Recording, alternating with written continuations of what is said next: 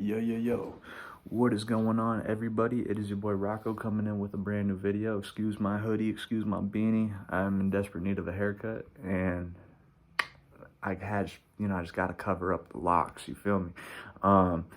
But this is my first video in quite some time, and the reason for it is my good friend of mine, my buddy Travis, just started posting videos on his channel where he does exactly what I'm doing right now.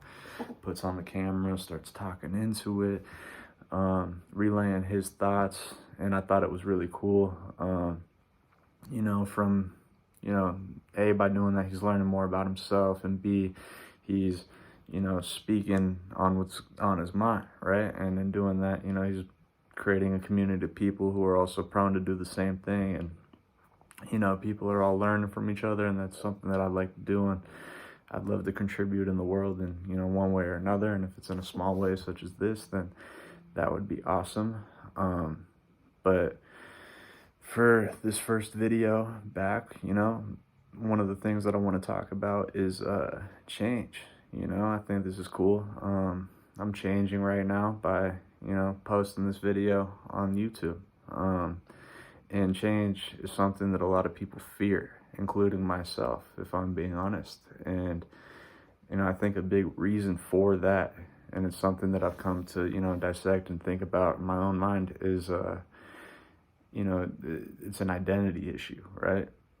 And you get attached to, the persona, the box that is created for you, whether you're, I just graduated from high school in 2021, and I don't know what you guys think about high school, but I definitely think that people create identities for themselves in high school, and if they're not creating it for themselves, then it's other people kind of building that wall for them, right? And in graduating, one of the big realizations that I've had is a lot of people, I think, kind of become lost. They lose that sense of who they are a little bit, stepping into adulthood, right?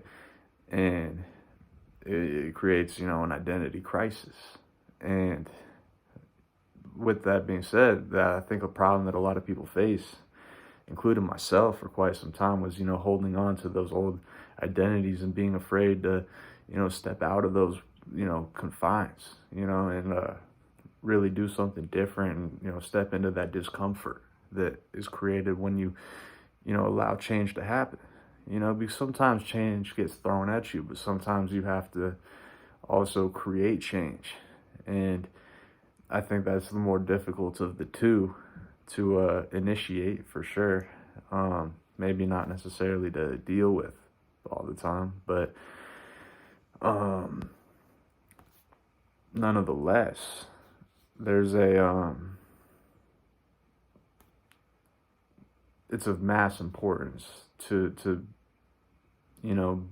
be flexible in your identity, know who you are intrinsically, have your values, right? But don't get so caught up in this external outside identity, because that's going to do nothing but hold you back. Whether it's somebody that, in recovery from drugs and alcohol, or somebody that just graduated high school and has been an athlete their whole life, but now they realize that, those bad, all that time spent partying and focusing on athletics, doesn't mean shit in the, in the traditional societal path. And, they're going to have some, serious issues if they believe, within that they are a person that, is only this way.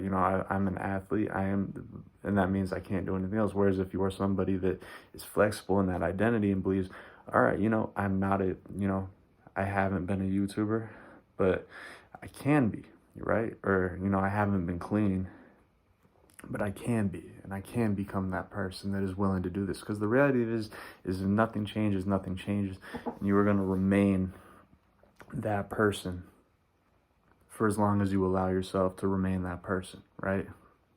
There comes a point where you need to take that self-accountability and recognize that, the life that I want sits right on the other side of, you know, this hardship, this discomfort, right? And, you know, that could mean a number of things for different people, right? A number of things. But at the end of the day, there's a certain, you know, it's really uplifting when you seek that discomfort, when you know, are willing to grow, because, you know, if you look at the, you know, word change, right? What does that signal? It either signals growth or decay, right? If you're static, you're remaining the same, right? So we get to, what we get to do is, you know, analyze that and look, okay, how can I make change mean growth? Because a lot of times I think people hear the word change and they'll associate it with that negative, that bad thing. But what can I do right now that can make that change kind of have an upward trajectory to it? And I think that's something that, you know, it takes trial and error, but over time, if you do these small things that allow yourself to believe that you're a person capable of doing whatever it is you're trying to achieve, then it becomes, you know, much more automatic, right?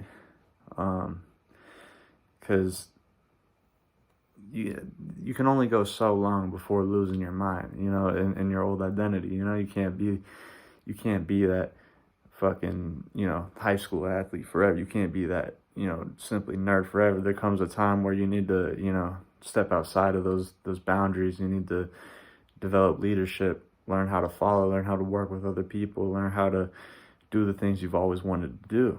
And that's going to be very uncomfortable for some people, and it's going to come maybe natural to some people. I don't know. If it comes natural to you, please let me know. But nonetheless, guys, I'm going to leave that as it for the, you know, this first video back. Thank you guys so much for watching. I appreciate it. Please let me know any comments, questions that you have, any suggestions. Yeah, but, you know, with that being said, everybody have a great day. Keep aiming for the highest good. Much love. Adios, amigos.